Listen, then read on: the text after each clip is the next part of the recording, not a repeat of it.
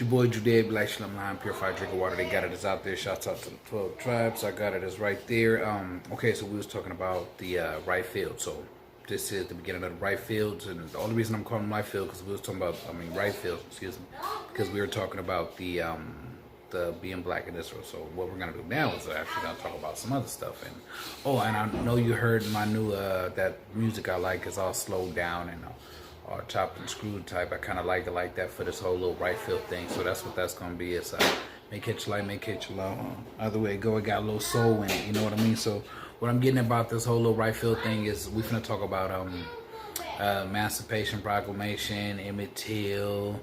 We about to talk about the hold on, I got a list of stuff right here.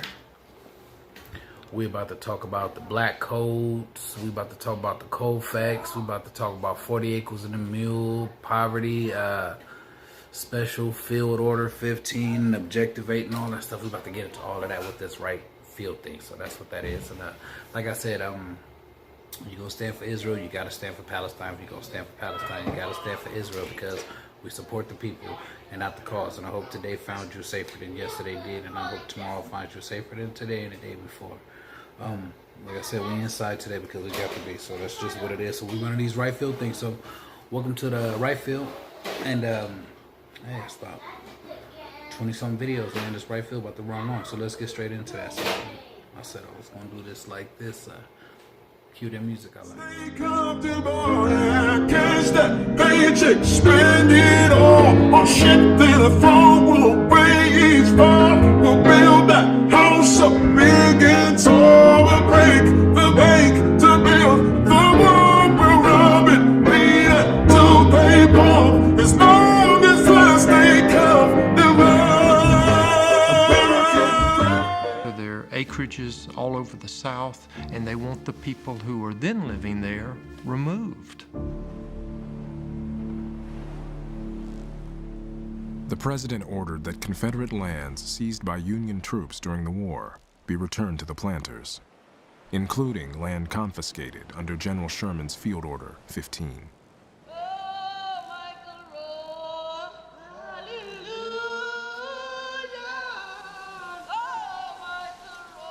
In Georgia, the assistant commissioner of the Freedmen's Bureau refused to give planters back their land. Johnson fired him and replaced him with someone who would. In Washington, the head of the Bureau, General O. Howard, sympathized with the freedmen and resisted the president's decree for as long as he could. Finally, in October, Howard set out for the black settlement at Edisto Island, off the coast of South Carolina. His orders from President Johnson were to effect an agreement mutually satisfactory to the freedmen and the landowners. Behind the bureaucratic language, Johnson's directive was clear. General Howard has to tell these former slaves that the land that they thought had been given to them by the federal government now is going to be given back to the former owners. And if they want to remain there, they're going to have to sign labor contracts to work as laborers on these plantations.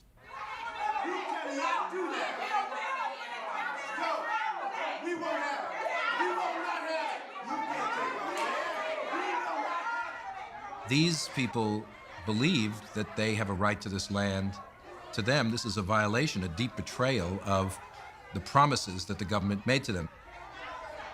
They are not willing to just take this lying down. I'd endeavored to explain the wishes of the president, and with one voice they cried, "No, no." In the noise and confusion, a sweet-voiced Negro woman began the hymn, "Nobody knows the trouble I feel.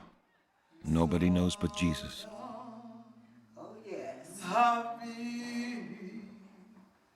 Like a mortal nature.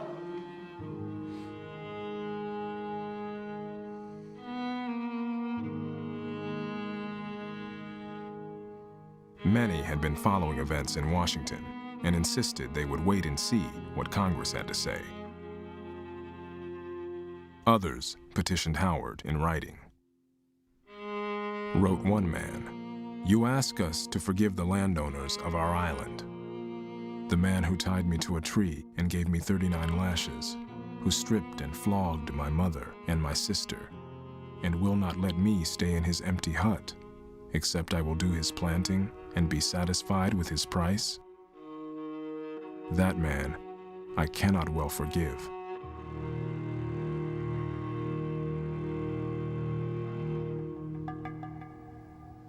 In January 1866, a large contingent of black soldiers arrived at St. Catherine's with orders to restore the land to Jacob Waldberg. Campbell's militia had kept whites off the island, but this was something different. Tunis Campbell believed that the people had to take things into their own hands sometimes, but African American freed men are not going to fire on African American soldiers. No.